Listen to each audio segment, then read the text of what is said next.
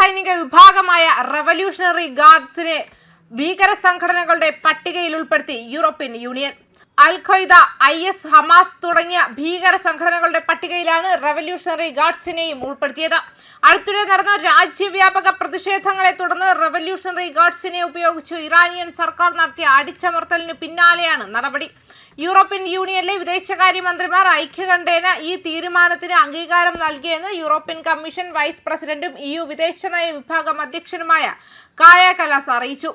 സ്വന്തം ജനതയിൽപ്പെട്ട ആയിരക്കണക്കിന് ആളുകളെ കൊല്ലുന്ന ഏതൊരു ഭരണകൂടവും നാശത്തിലേക്കാണ് നീങ്ങുകയെന്ന് കായ കലാസ് പറഞ്ഞു. പ്രതിഷേധക്കാരെ അക്രമാസക്തമായി അടിച്ചമർത്തിയതിന്റെ പേരിൽ റവല്യൂഷണറി ഗാർഡ്സിനെ ഉന്നത കമാൻഡർമാർ ഉൾപ്പെടെ 15 ഇറാനിയൻ ഉദ്യോഗസ്ഥർക്ക് 27 അംഗ യൂറോപ്യൻ യൂണിയൻ ഉപരോധം ഏർപ്പെടുത്തിയിരുന്നു. ഇറാനിൽ ആഴ്ചകളോളം നീണ്ടുനിന്ന പ്രതിഷേധങ്ങൾക്കു നേരെ നടന്ന അടിച്ചമർത്തലിൽ 6300-ലധികം ആളുകൾ കൊല്ലപ്പെട്ടതായാണ് റിപ്പോർട്ടുകൾ. അതേസമയം വർഷങ്ങളുടെ നയതന്ത്ര ശ്രമത്തിന്റെ പരിസമാപ്തി എന്ന് ഇസ്രായേൽ വിശേഷിപ്പിച്ചതിനെ സ്വാഗതം ചെയ്തു.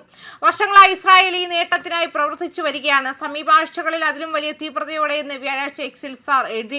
ഭീകരത വ്യാപിപ്പിക്കുന്നതിനും മേഖലയെ അസ്ഥിരപ്പെടുത്തുന്നതിനും പിന്നിലെ ഒന്നാം നമ്പർ ശക്തി IRGC ആണ് എന്ന് അദ്ദേഹം പറഞ്ഞു. ഈ തീരുമാനം യൂറോപ്പിലെ അത്തരം പ്രവർത്തനങ്ങൾ തടയുമെന്നും സ്വാതന്ത്ര്യത്തിനായി പോരാടുന്ന ഇറാനിയൻ ജനതയിലെ പുരുഷന്മാർക്കും സ്ത്രീകൾക്കും ഒരു പ്രധാന സന്ദേശം നൽകുമെന്നും അദ്ദേഹം പറഞ്ഞു. എന്നാൽ ഇറാൻ ശക്തമായി പ്രതികരിച്ചു. യൂറോപ്യൻ യൂണിയൻ തീരുമാനത്തെ ടെഹ്റാൻ ശക്തമായി വിമർശിച്ചു. വിദേശകാര്യമന്ത്രി അബ്ബാസ് അരാഗ്ചി ഇതിനെ സംഘർഷത്തിന് ആക്കം കൂട്ടുന്ന പ്രധാന തന്ത്രപരമായ തെറ്റ് എന്ന് വിശേഷിപ്പിച്ചു. US-ന്റെ നിർദ്ദേശപ്രകാരം പെട്ടെന്ന് തിരിച്ചടി നടത്തിയ ശേഷം നമ്മുടെ ദേശീയ സൈന്യത്തെ ഭീകര സംഘടനയായി പ്രഖ്യാപിച്ചുകൊണ്ട് അവർ ഇപ്പോൾ മറ്റൊരു പ്രധാന തന്ത്രപരമായ തെറ്റ് ചെയ്യുകയാണ്. ഇറാന്റെ ആണവ പദ്ധതിയുമായി ബന്ധപ്പെട്ട UN ഉപരോധങ്ങളുടെ തിരിച്ചുവരവിനെ പരാമർശിച്ചുകൊണ്ട് അദ്ദേഹം കൂട്ടിച്ചേർത്തു. ഇസ്രായേലിന്റെ വീക്ഷണകോണിൽ ഈ പദവിക്ക് വ്യക്തമായ നിയമപരമായ പ്രത്യാഘാതങ്ങളുണ്ട്. ഇറാനെതിരെ നടപടിയെടുക്കാൻ യൂറോപ്യൻ യൂണിയനിൽ കൂടുതൽ ശക്തമായ ഉപകരണങ്ങൾ നൽകാൻ ഈ നീക്കം സഹായിക്കുമെന്ന് പ്രഖ്യാപനത്തിന് ശേഷം ഇസ്രായേലി മാധ്യമ പ്രവർത്തകരോട് സംസാരിച്ച ഒരു ഇസ്രായേലി ഉദ്യോഗസ്ഥൻ പറഞ്ഞു.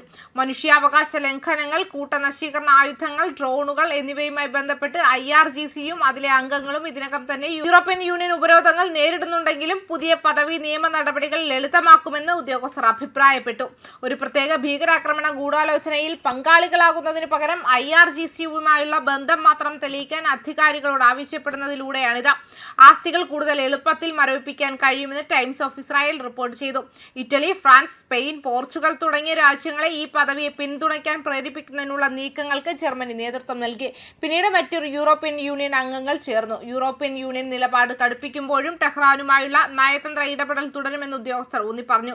ഇറാനുമായുള്ള ചാനലുകൾ തുറന്നിരിക്കുമെന്ന് യൂറോപ്പ് പ്രതീക്ഷിക്കുന്നതായി കലാസ് പറഞ്ഞു. അതേസമയം ഇറ്റാലിയൻ വിദേശകാര്യമന്ത്രി അന്റോണിയോ തജാനി പറഞ്ഞു, ഈ തീരുമാനം നമ്മൾ സംഭാഷണത്തിൽ ഏർപ്പെടുത്തരുത് അർത്ഥമാക്കുന്നില്ല. IRGC പട്ടികപ്പെടുത്തലിനൊപ്പം മുതിർന്ന ഉദ്യോഗസ്ഥരും IRGC കമാൻഡർമാരും ഉൾപ്പെടെ ഇറാനിൽ ഗുരുതരമായ മനുഷ്യാവകാശ ലംഘനങ്ങൾ നടത്തിയതിന് 15 വ്യക്തികൾക്കും 6 സ്ഥാപനങ്ങൾക്കും യൂറോപ്യൻ യൂണിയൻ ഉപരോധം ഏർപ്പെടുത്തി. സെൻസർഷിപ്പ്, ഓൺലൈൻ തെറ്റായ വിവരങ്ങൾ എന്നിവയുമായി ബന്ധപ്പെട്ട സംഘടനകളെയും ഇറാന്റെ ഡ്രോൺ മിസൈൽ പ്രോഗ്രാമുകളുമായി ബന്ധപ്പെട്ട സ്ഥാപനങ്ങളെയും ലക്ഷ്യമിട്ടുള്ള അധിക നടപടികൾ, UAV-കളിലും മിസൈൽ നിർമ്മാണത്തിലും ഉപയോഗിക്കുന്ന ഘടകങ്ങളുടെ കയറ്റുമതിയിൽ നിയന്ത്രണങ്ങൾ നീട്ടിയതായി ടൈംസ് ഓഫ് ഇസ്രായേൽ റിപ്പോർട്ട് ചെയ്യുകയും ചെയ്തു. ന്യൂസ് ഡെസ്ക് കർമ്മ ന്യൂസ്.